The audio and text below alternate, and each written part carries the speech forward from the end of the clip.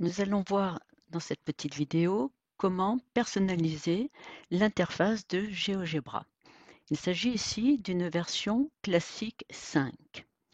Alors, je suis ici dans une vue graphique. C'est donc ici, ici, vue graphique. Donc, tout au centre, j'ai une zone sur laquelle va se dessiner les objets graphiques que je vais sélectionner ici dans ma barre d'outils. Alors tout en haut, j'ai une barre de menu. Voilà. Au centre, en dessous, j'ai une barre d'outils. Donc ici, j'ai choisi l'outil point.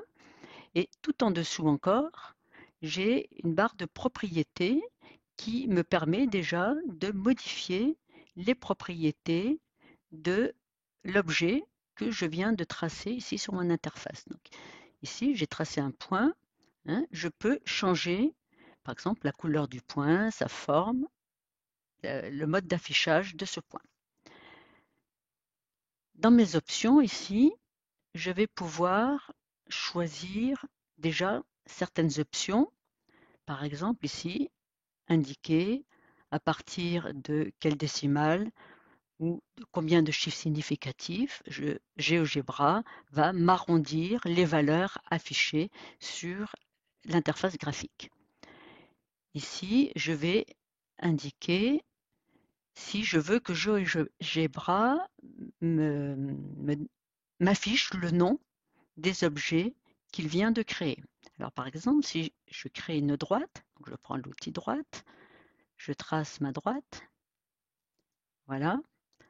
Alors je vois que mes points ont été créés et sont affichés, mais également que le nom de la droite ici est affiché. Je sélectionne ma droite, je peux en changer la couleur. Je peux également indiquer ici comme propriété que je ne veux pas voir le nom de ma droite. Voilà. Alors maintenant, je peux choisir une autre option ici. Étiquetage, je veux par exemple que ne soient étiquetés, donc ne voir apparaître que les noms des nouveaux points. Si je retrace une droite, alors j'ai toujours sélectionné l'outil droite, elle va se colorier en bleu, voilà, et vous voyez que cette fois-ci, le nom de la droite n'apparaît pas. Alors, je peux le faire réapparaître, mais voilà. Alors, autres options, et moi, c'est surtout la taille des caractères à ce niveau-là qui m'intéresse. C'est ici, moi j'aime bien mettre 18 parce que du coup, la barre des menus est beaucoup plus visible, le contenu des menus est beaucoup plus lisible et ce qui est construit ici sur l'interface graphique est également beaucoup plus lisible. Alors, nous allons voir maintenant d'autres possibilités de personnalisation. Donc, dans les options, je vais avancer.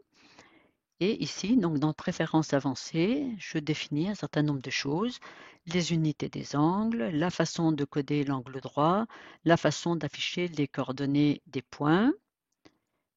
Et ici, par exemple, pour les infobules, l'infobule, c'est des petits messages qui apparaissent dès que vous déplacez la souris le long de la barre d'outils. Donc, la façon, le temps d'affichage. Et ici, vous voyez, j'ai choisi 1 seconde. Alors, nous allons voir maintenant des préférences par défaut. Vous pouvez donc définir des paramètres par défaut de chacun des objets graphiques de GeoGebra. Donc pour les points, alors GeoGebra définit ici plusieurs types de points, les points libres, les points dépendants, les points sur chemin, dans région, nombre complexe. À chacun de ces types, il attribue une couleur par défaut. Donc les points libres, vous voyez, c'est cette couleur-ci, dépendant et son noir, sur chemin et son bleu clair, dans région et son bleu clair, nombre complexe, c'est encore un autre bleu. Alors je vous conseille de laisser les couleurs par défaut de GeoGebra, mais par contre, vous pouvez définir pour chaque point son style. Donc style de point, Alors, l'épaisseur du point, style de point, je choisis des points ici, des croix, hein. Vous pouvez donc ensuite faire la même chose, on verra après les différents types de points, hein. Faire la même chose, vous pouvez définir, hein, pour les droites, bon, la couleur par défaut, mais par défaut elle est noire, moi je la garde noire, mais vous pouvez définir l'épaisseur du trait par défaut, hein. La même chose pour les segments, les demi-droites, etc. Pour les angles, ça c'est très intéressant, pour les angles, vous pouvez définir si les angles qui seront tracés seront pris entre 0 et 360 degrés ou si vous ne demandez à GeoGebra que de considérer les angles compris entre 0 et 180 degrés. Alors moi, je vous conseille de positionner ça de cette façon-là parce que sinon, les enfants ont des problèmes lorsqu'ils utilisent l'outil angle car systématiquement, GeoGebra va leur donner des angles compris entre 0 et 360 degrés. Donc ça, c'est un positionnement intéressant, hein, pour ces valeurs par défaut. Alors, simplement ici, montrer ce que c'est que les différents types de points. Alors, ici, un point, c'est un point libre. Il se déplace n'importe où ici sur mon interface graphique. Une droite passe par deux points et ces deux points sont des points libres puisque je peux les déplacer n'importe où ici sur mon interface graphique. Les points sur chemin. Un point sur chemin, c'est un point qui est situé soit sur une droite, soit sur le pourtour d'un cercle ou bien sur une courbe, hein. Donc mon point D ici, eh bien, je peux le déplacer, tout va bien, mais je ne peux le déplacer que sur ma droite, hein. Il ne parcourt, hein, il est lié au chemin marqué par la droite. Ceux-ci, je peux les déplacer, ça me change la position de ma droite, mais mon point D, lui, il ne peut parcourir que la droite. Un point dépendant, alors je vais créer un point dépendant, ici, puis ici, je vais prendre le point d'intersection entre mes deux droites. Voilà, mon point G est un point dépendant, vous voyez qu'il est noir, et ce point, eh bien, il ne peut pas se déplacer, hein, puisque en fait, il doit toujours être à l'intersection de mes deux droites. Alors, il ne se déplacera que si je déplace mes droites, hein. Là, il va se déplacer, mais il sera toujours à l'intersection de mes deux droites. Alors, si maintenant je supprime ma droite, par exemple, la droite EF, passant par EF, je la supprime. Mon point G est supprimé, hein, puisque il ne peut plus être à l'intersection de mes deux droites. Donc je conserve les deux points qui m'ont permis de définir ma droite, mais je n'ai plus ma droite ni mon point G qui dépendait de cette droite. Si je supprime maintenant la droite passant par B et C, donc je la sélectionne, je fais Supr, mon point D disparaît puisque ce point était lié à ma droite et qu'il ne pouvait se déplacer que sur la droite. Nous allons voir maintenant comment personnaliser la barre d'outils. Alors, je me place dans le cas d'utilisation de GeoGebra en primaire, qui est le cas le plus parlant, hein. Dans cette barre d'outils par défaut, ici, vous avez beaucoup d'outils qui ne serviront jamais à des enfants de primaire. Les ellipses, ici, les outils extrémum, racines, etc.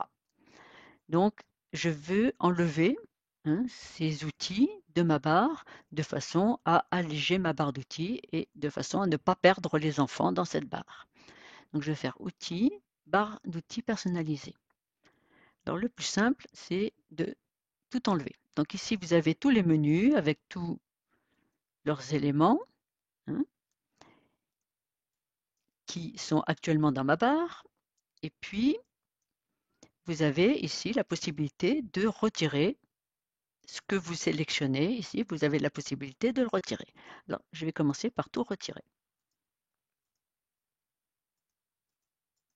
Je retire tout ce que j'ai dans ma barre. Voilà, tout est retiré. Si je fais appliquer, vous voyez que je n'ai plus rien. Et maintenant, je vais remettre dans ma barre uniquement les outils qui m'intéressent. Donc l'outil point, je le réinsère. L'outil intersection, c'est intéressant, je le réinsère. Ensuite, droite, segment, segment de longueur donnée,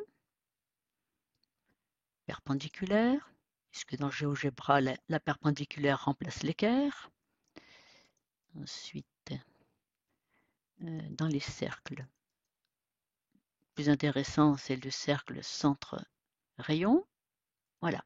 Et puis, ici, par exemple, cet outil-là, je veux le remettre tout au bout ici de ma barre. Donc, je le sélectionne et je le fais descendre. Voilà. Il est arrivé en bas, oui. Donc, je fais appliquer. Fermer. Voilà. Donc, ma barre est personnalisée. Je fais Option, sauvegarder la configuration. Et au prochain redémarrage de GeoGebra, je retrouverai donc ma barre d'outils personnalisée. Si maintenant vous voulez que cette personnalisation de la barre ne soit disponible que pour un exercice donné, eh bien c'est très simple, hein. Il vous suffit, donc une fois que cette barre est positionnée, d'enregistrer, hein, ce qu'il y a ici dans un fichier GeoGebra que vous donnez ensuite aux élèves. Et lorsque les élèves vont ouvrir ce fichier, eh bien, ils trouveront la barre telle qu'indiquée ici.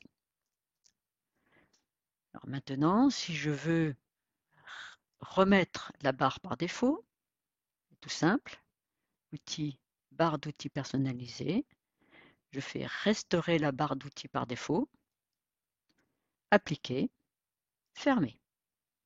Voilà, et option, sauvegarder la configuration pour retrouver au prochain démarrage de GeoGebra ma barre d'outils par défaut.